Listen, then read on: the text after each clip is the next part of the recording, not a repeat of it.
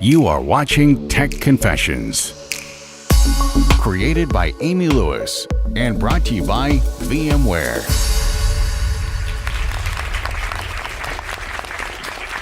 Chris, thanks for joining me today. Good to be here.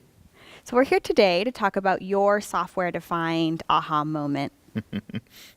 Well, I might be dating myself a little bit, but I remember it was 2007. I was working for a hospital at the time. We've put on the first ESXi. It wasn't ESXi, it was ESX3 servers. And I saw vMotion take place for the first time, and I went, oh my God, this is going to change things. And obviously it did. I mean, we see the state today, how virtualization has just grown. VMware, were obviously they were one of those early hitters. And other people have been trying to play catch up because they recognize just how great virtualization is, and how we've recognized how we can't live without it in the IT world that we are in today. And looking forward, virtualization, great. What about future trends? Anything else we should be on the lookout for? Yeah, every year we start to see more and more where a necessary skill that anyone working in IT needs is the ability to script, develop code. It could be something very basic. It could be as basic as reaching out to the community, finding pre-written scripts and understanding those and then leveraging them.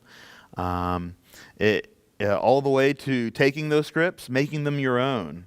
All the way to you graduate to the point where you're actually writing your own scripts.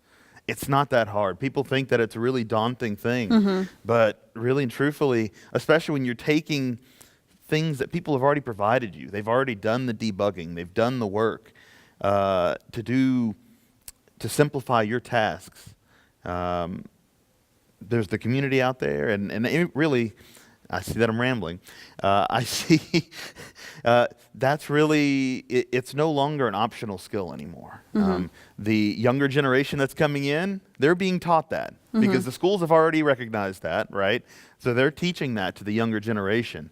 The engineers my age and older that have been out there already, if they are not jumping on the bandwagon, they're going to find themselves left behind. But you did mention you're an automation engineer. But what I didn't mention is that I did not start out as an automation engineer. I did not go to school to be a developer. I went to school to be a network engineer. Now, with that being said, I always had, coding things always brought me joy, even from high school. I remember my first program I ever wrote. I was playing with the TI-83 calculators that they let us use during math class, and I'd write programs. Wow. So I've always enjoyed that kind of work, but for whatever reason, I didn't go to college for that. And then it wasn't until 2 or 3 years after college, I'm in the workforce, I started to see the need to write scripts, to start basic. Like, today, I would say, yes, I'm a developer. But a lot of people don't consider themselves to be developing, even though they write a script. But I have news for them. They're a developer, right? They think of a developer as, someone making Microsoft or someone making an application. And yes, that is a developer. But if you're writing code that you're going to execute against a system, as short as it may be, you're still a developer. So thinking about automation, I think inherently virtualization is going to help us automate faster, better, more securely. Have you experienced that at all with VMware products or just any product in general? 100%.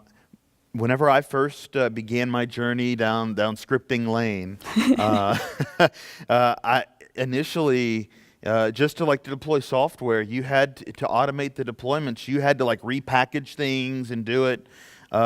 And now all software has an ability for you to easily automate its deployment.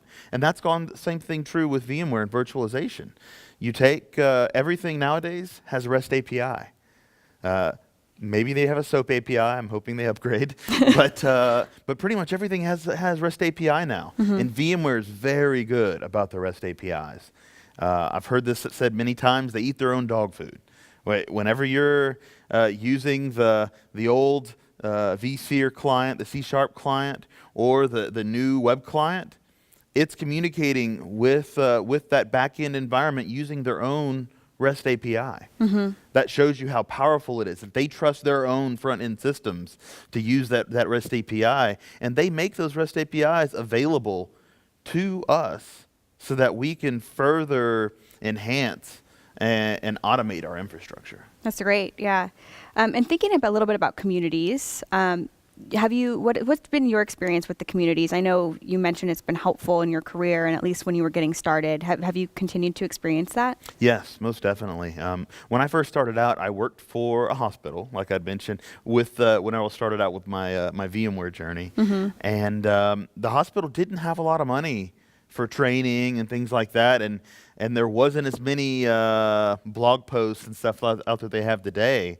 And so whenever I found out that there was a VMware user group, it was 3 hours away, but I would go there once a quarter. I got approval, and that's what helped me learn the product, outside of actual use. And I was ecstatic when one opened up an hour away. Sure. Because I was in a smaller town. And so I feel the need to give back to that community as well, trying to help others to learn more about the product. I think it's something very beneficial, just like this conference here today. I mean, it's a huge conference. It is. I really enjoy it. This is my third time here at the Indy UserCon, and I've always enjoyed them. I've heard it keeps growing and growing, Yeah. so it's great. Well, thank you so much for your time today. Thank you very much.